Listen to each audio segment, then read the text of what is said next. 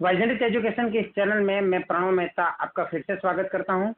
तो हम थे जो मतलब 11th और 12th क्लास के जो स्टूडेंट्स हैं, वो कॉमर्स के जो स्टूडेंट्स हैं, वो अकाउंटेंसी में हमने उसके लिए ट्रेडिंग अकाउंट का एक वीडियो बनाया हुआ है। तो ट्रेडिंग अकाउंट का जो वीडियो है उसको आप अच्छी तरह से देख लीजिएगा, क्योंकि अभी हम फाइनल अकाउंट्स के जब हम सवाल करेंगे तो उसके लिए आपको ट्रेडिंग अकाउंट है, प्रॉफिट एंड लॉस अकाउंट है और बैलेंस शीट है, और 12th के स्टूडेंट्स के लिए कैपिटल अकाउंट है और profit and loss appropriation account है, उसको भी समझना जरूरी है। तो हम हर एक वीडियो में ये सभी अकाउंट्स को मतलब एक एक वीडियो में, सेपरेट वीडियो में समझा रहे हैं। तो उसके लिए यहाँ पे प्रॉफिट एंड लॉस अकाउंट की बात करें तो profit and loss account for the year ending on 31 मार्च। तो जैसे हमने बताया था ट्रेड अकाउंट जो होता है, उसी प्रकार यहाँ पे ट्रेड अकाउंट की जगह पे हेडिंग में दे दो प्रॉफिट एंड लॉस अकाउंट। पर ये सब तो सेम एज इट इज रहेगा for the year ending on, क्योंकि ये जो तीनों अकाउंट होते हैं, ट्रेड अकाउंट हो या प्रॉफिट एंड लॉस अकाउंट हो या profit and loss appropriation account हो, देखो ये वीडियो मैं बना रहा हूँ वो गुजराती मीडियम, हिंदी मीडियम और इंग्लिश मीडियम तीनों बच्चों के लिए काम आएगा। लेकिन मैं आपको ये बता दूं कि यहाँ पे मैं साथ में गुजराती वर्ड का भी यूज करूंगा ताकि आपको समझ में आए गुजराती और हिंदी वर्ड का। और जो भी बच्चे गुजराती और हिंदी मीडियम में पढ़ चुके हैं 11th-12th में और आगे जाके इंग्लिश मीडियम में जाना चाहते हैं, उनके लिए भी ये वीडियो बहुत अच्छा रहेगा। तो जो ये प्रॉफिट एंड लॉस अकाउंट है, मतलब नफा नुकसान खाता जो है, मतलब लाभ हानि खाता जो है, वो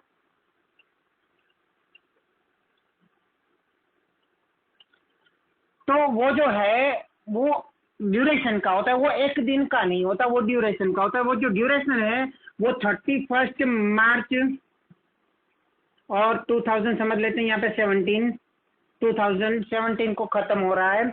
तो ये कब शुरू हुआ होगा? तो 1 अप्रैल 2016 को शुरू हुआ होगा। तो ये ड्यूरेशन का, ये जो प्रॉफिट एंड लॉस अकाउंट होता है वो होता है। इसी प्रकार ट्रेड अकाउंट भी इसी तरह एक ड्यूरेशन का होता है, 1 ईयर का वो उसका ड्यूरेशन रहता है।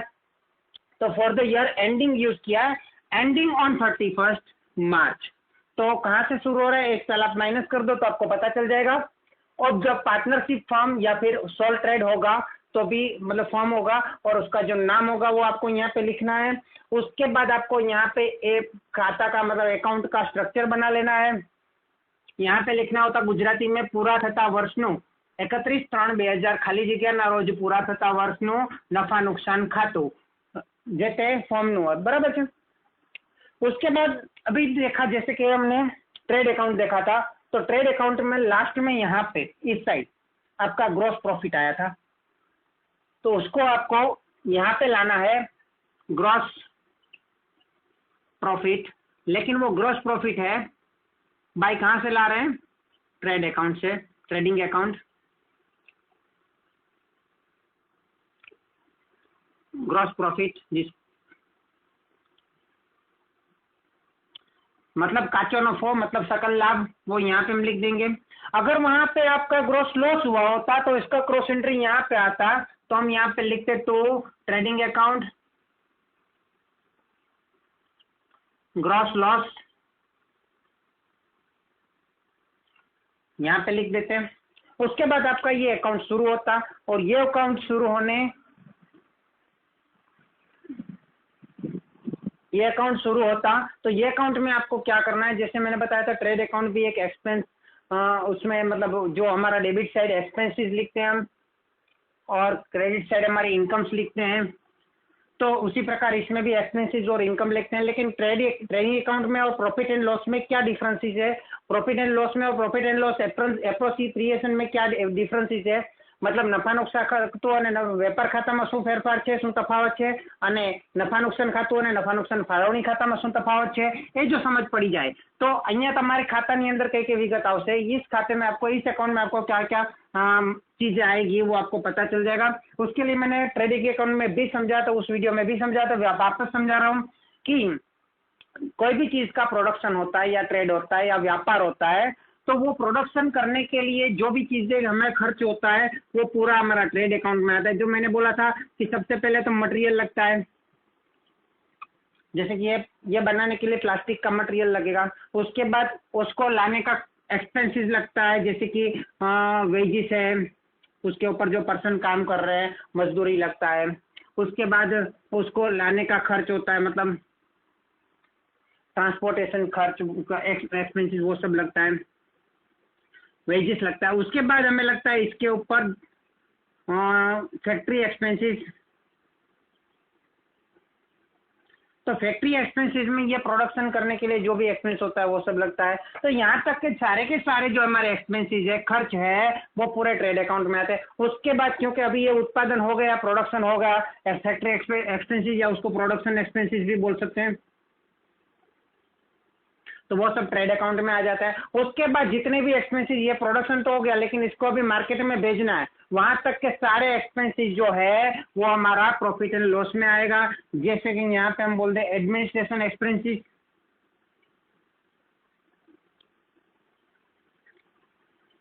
जिसमें ज्यादातर ऑफिस एक्सपेंसेस आ जाते हैं, जिसमें सैलरी आ जाता है, मतलब तो हमने मतलब अपने एम्प्लॉयज को सैलरी दिया होता है, अलाउंसेस देते हैं, बोनस देते हैं, वो सब इसमें आ जाता है। हम अपनी जो ऑफिस है उसका रेंट देते हैं, वो एडमिनिस्ट्रेशन एक्सपेंसेस में आ जाता है। हम इंश्योरेंस प्रीमियम देते हैं, वो एडमिनिस्ट्रेशन में आ जाता है।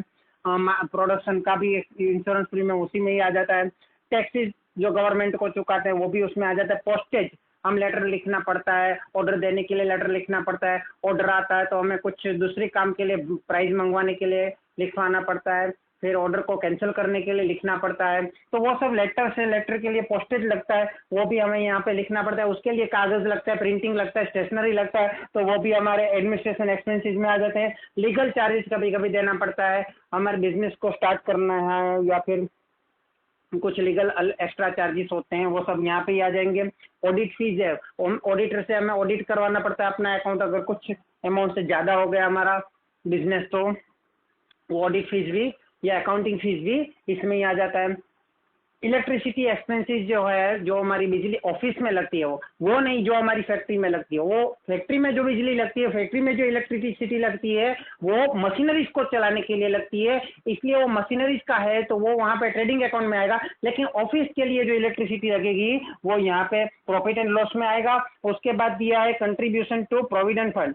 हम ये अपने कर्मचारी, अपने एम्प्लॉयज के फ्यूचर के लिए हम प्रोविडेंट फंड जमा करते हैं, और उसके लिए हम हमारे प्रॉफिट में से जो कुछ रकम अलग करते हैं, प्रॉफिट को कम करते हैं, और उसके लिए वो पैसा हम रिजर्व करते हैं। तो वो पैसा उस रिजर्व फंड में, प्रोविडेंट फंड में मतलब रिजर्व करते हैं, तो उस फंड के लिए हम पैसा हमारे प्रॉफिट में से जाता है, इसलिए वो भी यहाँ पे आ जाएगा, वो हमारा एक्सपेंसेस ही कहलाएगा। उसके बाद फिफ्थ नंबर मैंने बताया था sales and distribution expenses.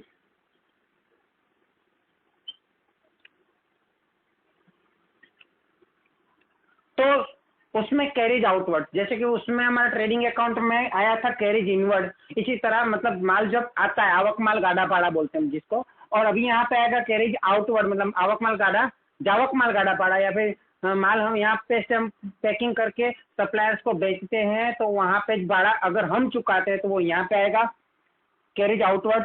Salesman salary या कमीशन, देखो हम अपने एम्प्लॉयज को सैलरी देते हैं, वो एम्प्लॉय जो है वो ऑफिस के अंदर काम करते हैं, ऑफिस की देखरेख रखते हैं, तो वो एडमिनिस्ट्रेशन में आएगा। लेकिन सेल्स के लिए जो हम एक्सपेंस कर रहे हैं, सेल्स के लिए हम सेल्समैन को रख रहे हैं, उसको सैलरी देते हैं या उसको कमीशन देते हैं, तो सेल्स एंड डिस्ट्रीब्यूशन एक्सपेंसेस में आएगा। एडवर्टाइजमेंट एक्सपेंसेस भी सेल्स में आएगा, क्योंकि जब एडवर्टाइजमेंट करेंगे तभी तो सेल्स होगा। उसके बाद ये डिस्काउंट अलाउड। अभी हम डिस्काउंट किसी को क्यों अलाउ करते हैं, डिस्काउंट किसी को क्यों अलाउ करते हैं, क्योंकि हमारी सेल्स बढ़े। अगर हमारी सेल्स को बढ़ाना है तो हमें थोड़ा डिस्काउंट देना पड़ता है, तो डिस्काउंट अलाउड भी उसी में आएगा, और डिस्काउंट अलाउड के साथ साथ डिस्काउंट रिजर्व या भी उसी में आएगा। तो लेकिन यहाँ पे डिस्काउंट का एक स्ट्रक्चर है, तो यहाँ पे सेल्स एक्सपेंसेस में मैं लिख देता हूँ, पहले यहाँ पे लिख देता हूँ, एक हेडिंग दे देता हूँ टू एडमिनिस्ट्रेशन एक्सपेंसेस।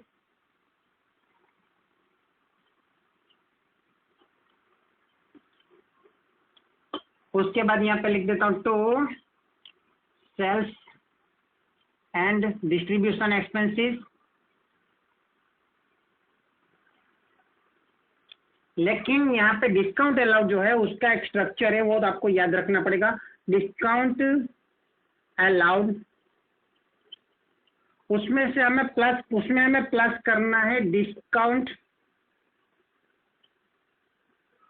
रिजर्व और उसमें से वापस माइनस करना है डिस्काउंट रिजर्व। तो ये दोनों जो है हमारा ट्रेडिंग सॉरी अपना ट्रायल बैलेंस में मिल जाता है आपको ये दोनों अमाउंट। लेकिन ये अमाउंट जो है अपने को एडजस्टमेंट में होता है, जबकि वो उसकी एंट्री मतलब 2 एंट्री होती है एडजस्टमेंट की, इसलिए इसकी दूसरी एंट्री बैलेंस शीट में आपको मिल जाएगी। तो बैलेंस शीट में आपको मिल जाएगी, उसमें ये प्लस करने के बाद हमारा डिस्काउंट रिजर्व है वो माइनस करना पड़ेगा, तब जाके मिलेगा। तो ये एक स्ट्रक्चर आपको याद रखना पड़ेगा। उसके साथ साथ उसके बाद आता है यहाँ पे एक्सपेंसेस ऑफ शोरूम। शोरूम हमने रखा है, मतलब ऑफिस का जो बिजली खर्च है वो सब है, तो वो तो एडमिनिस्ट्रेशन में आएगा। लेकिन एक शोरूम है, वो शोरूम हम क्यों रखते हैं? शोरूम जो है वो हमारी माल जो है, हमारा प्रोडक्शन जो है, हमारे जो मतलब बेचने हैं हम जिस चीज को, तो उसको लोगों को दिखाने के लिए करते हैं। तो दिखाने के लिए क्यों करते हैं कि लोग यहाँ पे देख के हमारा देखें और हमारा सेल्स बढ़े। तो ये सेल्स बढ़ाने के लिए जो हम शोरूम करते हैं, तो शोरूम का जो भी एक्सपेंसेस होगा, शोरूम में जो कर्मचारी एम्प्लॉयज काम करते हैं उसका सैलरी भी उसी में आएगा, वहाँ पे बिजली लगेगी वो भी एक्सपेंसेस सेल्स एंड डिस्ट्रीब्यूशन में आएगा। उसके बाद दिया है गोडाउन एक्सपेंसेस। गोडाउन एक्सपेंसेस भी इसी में आएगा, क्योंकि प्रोडक्शन हमारा हो चुका है, उस प्रोडक्शन को अभी तक हमने सप्लायर्स के पास नहीं, सप्लायर्स तक नहीं भेजा है। लेकिन सप्लायर्स तक भेजेंगे तो भी वो डिस्ट्रीब्यूशन में जाएगा, और सप्लायर्स तक नहीं भेजेंगे तभी वो गोडाउन में रहेगा, तभी वो सेल्स एंड डिस्ट्रीब्यूशन में ही रहेगा। उसके बाद ये पैकिंग एक्सपेंस। पैकिंग अगर अच्छा करेंगे तो हमारा सेल्स ज़्यादा अच्छा होगा और उसकी ज़्यादा प्राइस भी हम ले सकते हैं। तो पैकिंग एक्सपेंसेस भी सेल्स एंड डिस्ट्रीब्यूशन एक्सपेंसेस में ही आएगा। उसके बाद 6th नंबर है फाइनेंशियल एक्सपेंसेस।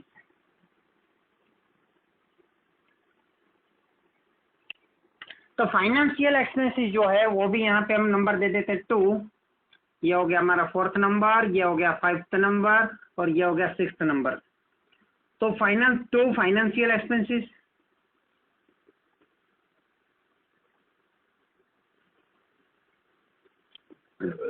तो उसमें क्या क्या आता है देख लेते हैं। Interest on partners loan. यहाँ पे अगर हम पार्टनर का है, वो पार्टनर से हम लोन ले रहे हैं, मतलब हमारी फर्म जो है वो पार्टनर के पास कैपिटल के तौर पे नहीं लेकिन लोन के तौर पे पैसा ले रही है, कोई और अन्य अदर पीपल के पास से लोन ले रही है, बैंक से लोन ले रही है, बैंक से ओवरड्राफ्ट ले रही है, बैंक बोरोड लोन भी लिखा है इसमें बैंक। तो ये सब लोन जो है उसका जो इंटरेस्ट होगा, इंटरेस्ट मतलब लोन का पैसा हम रखते हैं तब तक हमें, जब तक हम लोन का पैसा उसको चुका नहीं देते तब तक हमें उनको उसका ब्याज देना पड़ता है, इंटरेस्ट देना पड़ता है। तो इंटरेस्ट जो है वो हमारा फाइनेंशियल एक्सपेंसेस रहेगा, क्योंकि पैसा प्राप्त उसको बोलते हैं पैसा प्राप्त करने का खर्च, वो सब इसमें आ जाएगा। इसमें इंटरेस्ट भी आ जाएगा और पैसा प्राप्त करने के लिए दूसरे जो भी खर्च लगेंगे वो सब यहाँ पे आ जाएगा। Bank charges and commission.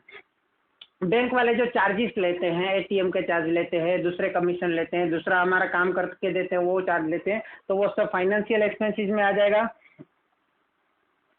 Manager का कमीशन, तो मैनेजर का कमीशन भी यहाँ पे, फाइनेंशियल मैनेजर का कमीशन भी इसी में आ जाएगा।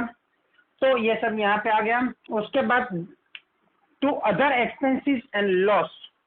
उसके बाद ये हो गया हमारा, ये सब एक्सपेंसेस हो गया। लेकिन अब जो हम जा रहे हैं वो है लॉस की बात कर रहे हैं।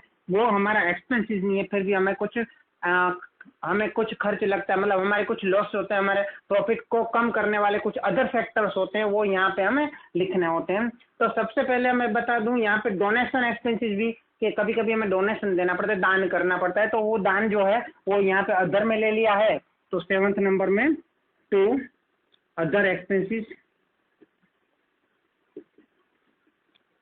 तो अदर एक्सपेंसेस में आ गया। उसके बाद एसेट्स डिप्रिसिएशन। हमारे पास जितनी भी एसेट्स है, संपत्ति है, मिल्कत है, फर्नीचर है, मकान है, बिल्डिंग है, लैंड है मतलब जमीन है, मोटर कार मतलब कोई भी व्हीकल्स है, कंप्यूटर इलेक्ट्रॉनिक चीजें हैं, तो उन सब का डिप्रिसिएशन मतलब घिसाई जो लगेगा वो एसेट अदर में आएगा। मतलब एसेट्स का डिप्रिसिएशन, मतलब यहाँ पे सब डिप्रिसिएशन आ जाएगा, घिसाई। ठीक है। उसके बाद इसमें भी एक टॉपिक, एक स्ट्रक्चर आपको याद रखना है। जैसे यहाँ पे तो आप रिजर्व जो डिस्काउंट है तो आपके दिल से देते हो, सामने से देते हो, लेकिन कभी कभी ऐसा होता है आपको पैसा नहीं मिलता है, उसको हम बोलते हैं गालखाद या डुबात्रोन या बेड डेप्ट। तो ये हमारा बेड डेप्ट मतलब डुबात्रोन गालखाद। तो ये जो बेड डेप्ट है वो आपको ट्रायल बैलेंस में ऑलरेडी दिया होता है, वो जो पुराना होता है मतलब वो ऑलरेडी हमारा होता है वो। और ये जो लास्ट ईयर का बेड डेप्ट होता है वो हमको ट्रायल बैलेंस में नहीं दिया होता, वो एडजस्टमेंट में दिया होता है, वो इसमें प्लस करना पड़ता है आपको। ये दोनों प्लस हो जाने के बाद और एक चीज हमें प्लस करनी होती है जो आपको एडजस्टमेंट में दी होती है, बेड डेप्ट रिजर्व। मैं आपको हिंदी में भी बोल देता हूँ, गुजराती में भी बोल देता हूँ, वो भी एडजस्टमेंट में होता है। और तीनों का प्लस करने के बाद एक लाइन छोड़ देना है, उसके बाद माइनस करना है बेड डेप्ट रिजर्व जो कि आपको ट्रायल बैलेंस में दिया होता है। तो जो भी ट्रायल बैलेंस में उसकी तो एक एंट्री यहाँ पे हो जाएगी, लेकिन जो एडजस्टमेंट में होती है उसकी दूसरी एंट्री आपकी बैलेंस शीट में यहाँ पे आपको मिल जाएगी।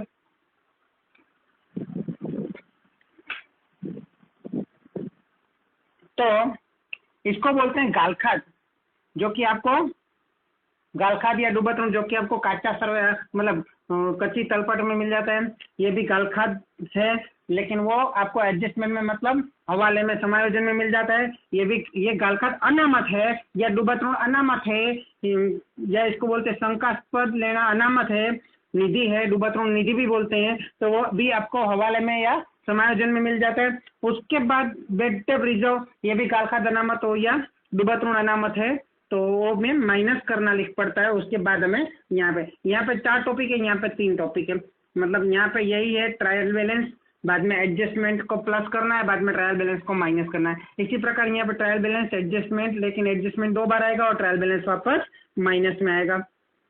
ये क्या होता है, तो ये जो है ना माइनस में जो भी चीज होती है ना आपकी, ये दोनों आपको ट्रायल बैलेंस में क्रेडिट साइड मिल जाएगी, क्योंकि अभी हम डेबिट साइड लिख रहे हैं तो क्रेडिट वाला हमारा माइनस करना पड़ता है।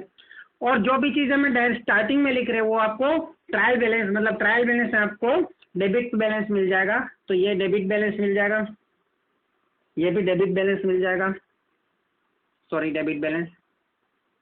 अभी बाकी जो प्लस हम कर रहे हैं वो जो भी प्लस कर रहे हैं 1, 2 और 3 चीजें वो आपको एडजस्टमेंट में मतलब समायोजन में मतलब हवाले में मिल जाएगी, इतना चीज आपको याद रखना है। उसके अलावा आपको कुछ लॉसेस मतलब कभी फायर से लॉस हो जाता है, कभी थीफ से मतलब चोरी से लॉस हो जाता है, कभी loss on sales of asset, मतलब कोई चीज हम बेचते हैं, फर्नीचर बेचते हैं या मकान बेचते हैं, मकान की वैल्यू होती है 5 लाख रुपीज और उसको 4 लाख में हमें बेचना पड़ता है, तो 1 लाख का लॉस हो गया, वो लॉस ऑफ एसेट्स भी यहाँ पे आ जाएगा।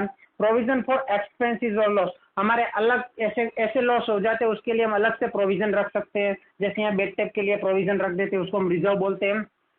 तो फिर भी बाकी जो बचता है यहाँ पे उसकी बात हम बाद में करें। यहाँ पे इनकम कौन सी होती है, तो इनकम में भी जैसे कि ट्रेड अकाउंट में इनकम थी उसी तरह यहाँ पे थोड़ी इनकम में थोड़ा सा चेंज हम ले लेते हैं, क्योंकि यहाँ पे कुछ वर्ड दिए हैं। एक तो जैसे हम डिस्काउंट किसी और को देते हैं तो यहाँ पे आ गया डिस्काउंट अलाउड, इसी प्रकार डिस्काउंट हमें मिलता है तो डिस्काउंट रिसीव्ड यहाँ पे हम लिख देंगे।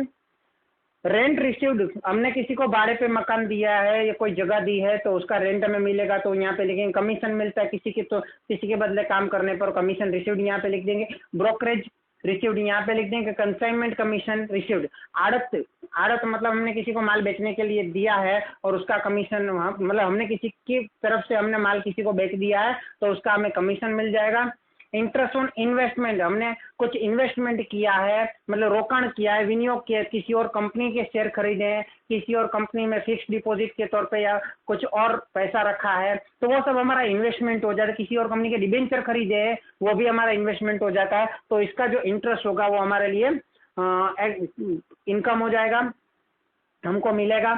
इंटरेस्ट ऑन लोन लेंड, हमने किसी को लोन दिया है तो उसका इंटरेस्ट ब्याज हमको मिलेगा, जहाँ पे यहाँ पे हम इंटरेस्ट जो है हमने लोन लिया उसका ब्याज हमें चुकाना पड़ेगा, हमने लोन दिया उसका ब्याज हमें मिलेगा। बेड डेप रिटर्न, ये पुराना कभी हमने बेड डेप कर दिया है, ये साल का हो तो यहाँ पे लिखना है, लेकिन उसको हमने यहाँ पे बेड डेप में लिख दिया है ऑलरेडी, तो अभी हम उस व्यक्ति को भूल जाएंगे, उस पर्सन को भूल जाएंगे बाद में, लेकिन उसको याद आ गया अरे भाई मेरे पास उस टाइम तो पैसा नहीं था, 2 साल बाद उसको याद आया कि अभी मेरे पास उस टाइम तो पैसा नहीं था, अभी तो मैं कमा रहा हूँ, उसका पैसा मैं वापस दे देता हूँ, और वो वापस लेने आ जाता है, तो हमारे लिए कहलाता है बैड डेट रिटर्न। उसको व्यक्ति को हम नाम नहीं लिखेंगे, वो बैड डेट रिटर्न सीधा यहाँ पे उसकी एंट्री देंगे, उसको डेप्टर्स में नहीं लिखेंगे, तो यहाँ पे आ जाएगा। उसके बाद profit on sales of assets, जैसे यहाँ पे कोई एसेट फर्नीचर या मकान बेचने पे नुकसान हो जाता है तो हम यहाँ पे लिख देते हैं, लेकिन फायदा हो जाएगा तो हम उसको यहाँ पे लिख देंगे। 5 लाख का मकान हमने 6 लाख में बेच दिया तो यहाँ पे लिख देंगे। उसके बाद दिया है सेल्स ऑफ ओल्ड न्यूज़पेपर, मतलब पस्ती हम बेच देंगे तो उसका पैसा आएगा, तो कहाँ लिखेंगे, उसको भी यहाँ पे लिखेंगे।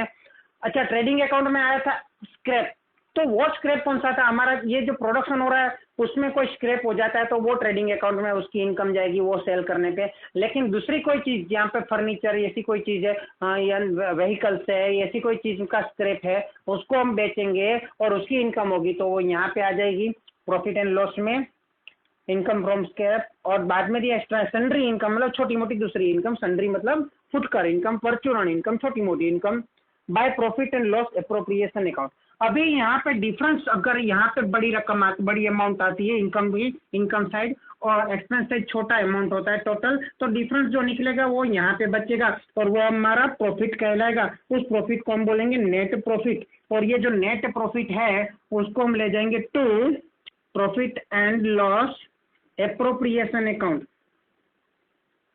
या फिर उसको अगर 11 एप्रोप्रिएशन नहीं बना रहे तो टू कैपिटल अकाउंट में ले जाएंगे, एप्रोप्रिएशन अकाउंट में ले जाएंगे या कैपिटल अकाउंट में ले जाएंगे, उसको बोलेंगे हम नेट प्रॉफिट। अगर इस साइड एक अमाउंट ज्यादा है और ये साइड ये टोटल कम है, मतलब इनकम वाला पर्सन कम है, तो यहाँ पे डिफरेंस बच जाएगा और इस डिफरेंस को हम बोलेंगे by profit and loss appropriation account, मतलब उसको हम ले जाएंगे profit and loss appropriation account में। अगर 11th में है, मतलब पार्टनरशिप नहीं बने, पार्टनर्स नहीं है, तो इसको ले जाएंगे सीधा कैपिटल अकाउंट में, तो लिखेंगे बाय कैपिटल अकाउंट, और इसको हम कहेंगे नेट लॉस। वहां पे जो मिल रहा था वो gross profit and gross loss था, यहाँ पे net profit and net loss है, इसी यहाँ पे नेट ग्रॉस लॉस था। तो यहाँ पे हमारा प्रॉफिट एंड लॉस अकाउंट खत्म होता है। इसके बाद profit and loss appropriation account 12th वाले है तो उसका अलग से वीडियो आपको पता है तो मतलब आपको मिल जाएगा। और उसके बाद हम सीखेंगे बैलेंस शीट, तो बैलेंस शीट का एक वीडियो बनाऊंगा।